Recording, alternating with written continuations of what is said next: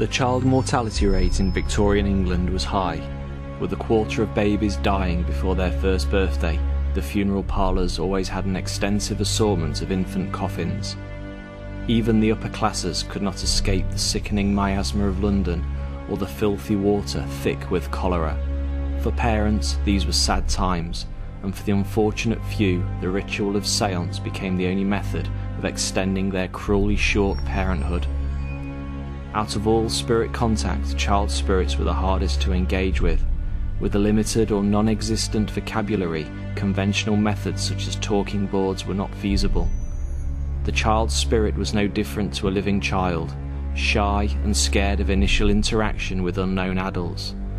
Consequently, new methods had to be devised to lure child spirits into the circle, so that they could be once again reunited with their bereaved parents. In 1882, Joseph Maskelyne & Son, a Midlands toy manufacturer, produced the first doll designed for séance use. Maskelyne was also a well-known spiritualist in the area and regularly attended as well as hosted séances. A London spiritualist named Sir Arthur Twigg was aware of the difficulties in making contact with child spirits, and due to the high infant mortality rates, the séance requests from bereaved parents was overwhelming. Twigg was aware of Maskelyne & Son as a manufacturer of dolls and proposed the idea of producing a doll purely for séance purposes. Unlike conventional hollow ceramic dolls, the séance dolls would be a solid cast to prevent easy breakage from overzealous spirits. It would also be blessed by the spiritualist church, and the clay would be mixed with salt for purification and to prevent evil entities from interacting with the doll.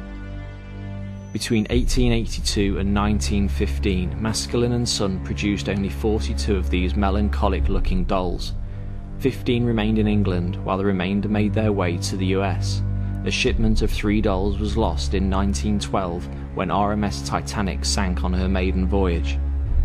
The doll's solemn quality and air of neglect idyllically conveys its real purpose, a toy for the dead. Now highly sought after amongst antique dealers and collectors of spiritualist paraphernalia, these séance dolls reflect a sad and long forgotten period of history. As a child becomes attached to a toy in life, it can equally become as attached in death. Consequently, the Maskelyne séance dolls are purportedly harbourers of intense juvenile spirit energy, which act as a direct link to the spirit world. When used for its intended purpose, the séance doll is renowned for producing unparalleled results. It should be noted that only experienced mediums should attempt séance with these dolls. Child spirits are lonely and therefore may wish to overstay their welcome.